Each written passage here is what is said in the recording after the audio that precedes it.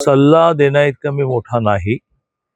मी त्यांना अजितदादांना ॲप्रिशिएट करताना, अजितदादांचं कौतुक करताना मी असं म्हटलं की त्यांनी खूप मेहनतीने एवढे वर्ष त्यासाठी राजकारणामध्ये घालवावी लागली.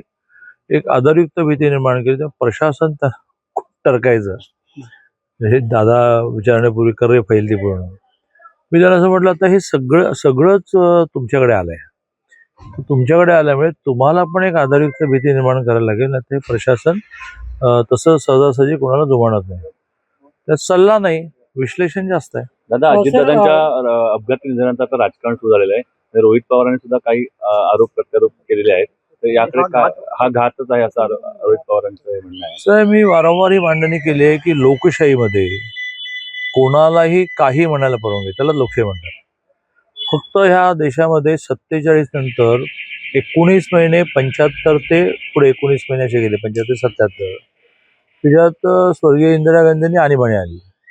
हे तुम्हाला मला विचारायला परवानगी नव्हती, लगेच आत टाकलं असतं. लिहायला परवानगी नव्हती.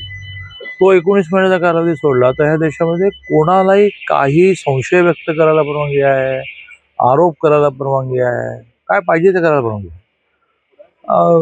रोहित पवार तर अजितदादांच्या कुटुंबातले सदस्य आहेत. त्यामुळे त्यांना असं वाटतंय की बा काहीतरी घातपात आहे, तर त्यांनी तो व्यक्त केला पाहिजे. पण त्यांनी तो असा माध्यमांपुढे व्यक्त करून होणार नाही. एखादा विषय आपल्या देशामध्ये ती एक गोष्ट करायला लागेल जी विदेशात असते, की एखाद्या गोष्टीच्या मुळापर्यंत जातात, अभ्यास करतात, प्रयत्न करतात, यंत्रणा लावतात, मेहनत घेतात. आपल्याकडे त्याची काही कोणाची तयारी नसते. आपलं उठायचं. तुम्ही अलीकडे एका वेळेला माझ्यासमोर कमीच आहेत, एकदम 20-20 बूम समोर ठेवले ते आम्हाला एकदम स्फुरण चढतं. म्हणजे पुन्हा एकदा मी रोहित पवारांवर टीका करत नाही, पण परिणामी एखाद्या विषयाला प्रेसमध्ये मांडून काय होणार, लोकांना कळलं पुढे काय व्हायचं. तर संबंधित एजन्सीकडे कंप्लेंट करणं, पुरावे गोळा करणं, पुरावे गोळा करण्याची एजन्सीज लावणं आणि सोडायचंच नाही, मुळापर्यंत जायचं, असं रोहित पवारांनी करावं. चौकशी समित्या तर खूप नेमल्या गेल्या आहेत, त्यांच्यापुढे त्यांनी सगळे पुरावे करावेत. हा तर शंभूराज देसाईंनी भाजपला आणि पर्यायाने एक प्रकारे तुम्हाला एक इशारा दिलेला आहे. म्हणजे सांगली महापालिका आणि जिल्हा परिषद निवडणुकांवरून एका लुगड्यावर बाई म्हातारी होत नाही, आमची भूमिका ठरवणार आहे भाजप कोण, असं त्यांनी थेट इशारा. शंभूराज देसाई हे माझे मित्रही आहेत, माझे नेतेही आहेत, आणि त्यामुळे मित्राला काही बोलता येतं तसं ते बोलले असतील. मला त्याचा राग बिलकुल नाही. माझं म्हणणं एवढंच आहे की राजकारणामध्ये सगळं गणित हे भावनेशी जोडलेलं जसं असतं तसं संख्येशी जोडलेलं असतं. ज्या वेळेला 19ला सरकार गेलं त्यावेळेला 161 जागा भारतीय जनता पार्टीच्या, शिवसेनेच्या आणि 29 अपक्ष 190 असूनही सरकार गेलं. का गेलं तर त्या 161 मधल्या 54 का 55 शिवसेनेने बाहेर जायचा निर्णय केला. मग संख्याबळ कमी झालं. मग आम्ही त्यांना कोसायचं का, त्यांना दोष द्यायचा का? त्यांनी त्यांचा निर्णय केला. पुन्हा एकदा त्या 54 मधले 40 जण तुम्ही बाहेर पडलात. मग इकडे 112चे 40 जोडल्यामुळे 162 झाले, 152 झाले. मग अजितदादांचे 40 जॉईन झाले. हे सगळं मग असं म्हणूया का किंवा तुम्ही त्यावेळेला भावनेचा विचार का नाही केला. राजकारणामध्ये जी लोकशाही आपण स्वीकारली तर ज्याचा एक जास्त त्याचं सरकार. आता ते कसंही करून करावं का बहुमत, हा परिस्थितीनुसार प्रसंगानुसार त्याचं वेगळं उत्तर असतं. तसं सांगली महानगरपालिकेमध्ये आधीच्या टर्ममध्ये सत्ता बीजेपीची होती. बीजेपीचे 1 नाही 2 नाही 3 नाही 43 जण होते. शिवसेनेचा एकही नव्हता. मला म्हणणं काळाच्या वगैरे शिवसेनेची ताकद वाढली म्हणून तर आम्ही युती करायला तयार झालो. पण युती करत असताना 8 जागा आम्ही दिल्या. त्यात प्रत्येक वेळेला शिवसेनेचा कोणतरी एक वेगळा नेता, एक वेगळी यादी घेऊन यायचा. एक सेटिंग जे असतं ना, तयार झालेलं असतं की कोणाकोणाला कुठे कुठे उभं करायचं. एनिवे त्या खोलात मला जायचं नाही, तुमच्या एवढं वेळी घ्यायचं नाही मला. तर त्यामुळे काही ती युती झाली नाही. मग ती युती झाली नाही तर त्यांनी एकदम 40-42 ठिकाणी उमेदवार उभे केले. त्यातून बीजेपीचे अनेक उमेदवार पडले, नाहीतर बीजेपीची 39 स्थिती आली नसती.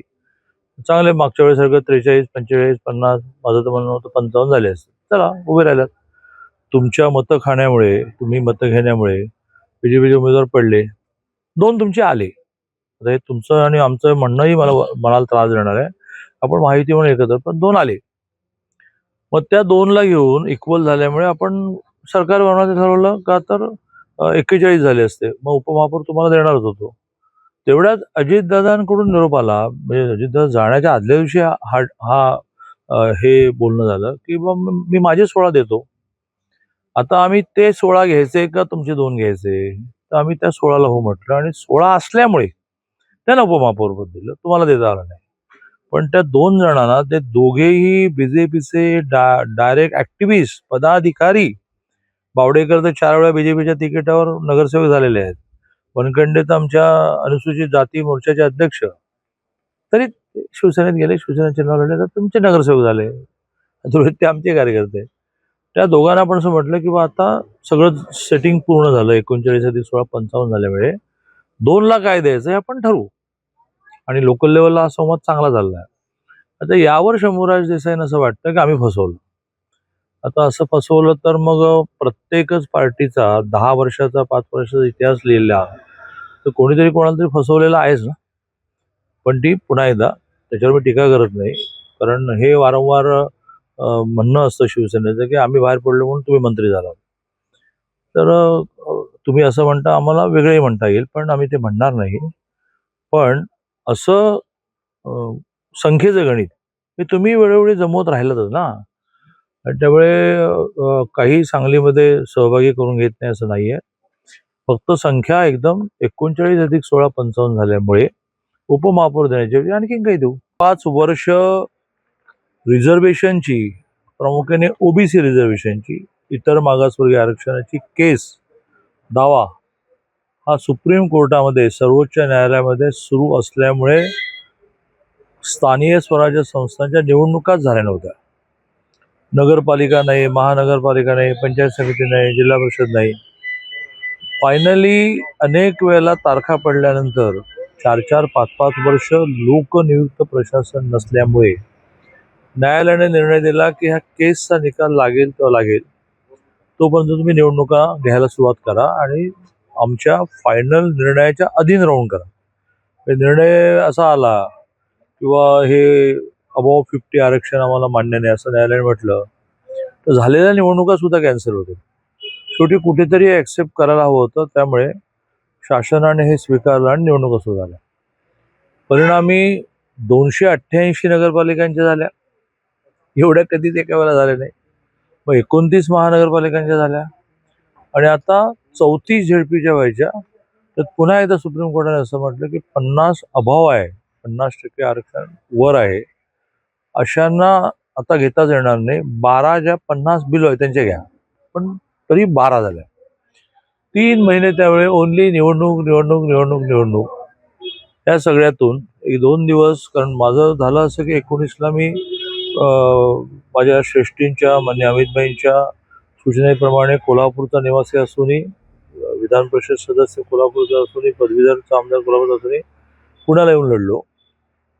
तेव्हापासून घर शिफ्ट न केल्यामुळे घर नावाचा विषय पण राहिलाच नाही. परिणामी आता निवडणुकांनंतर असा निर्णय केला की 2 दिवस इथे पावसला येऊन राहावं.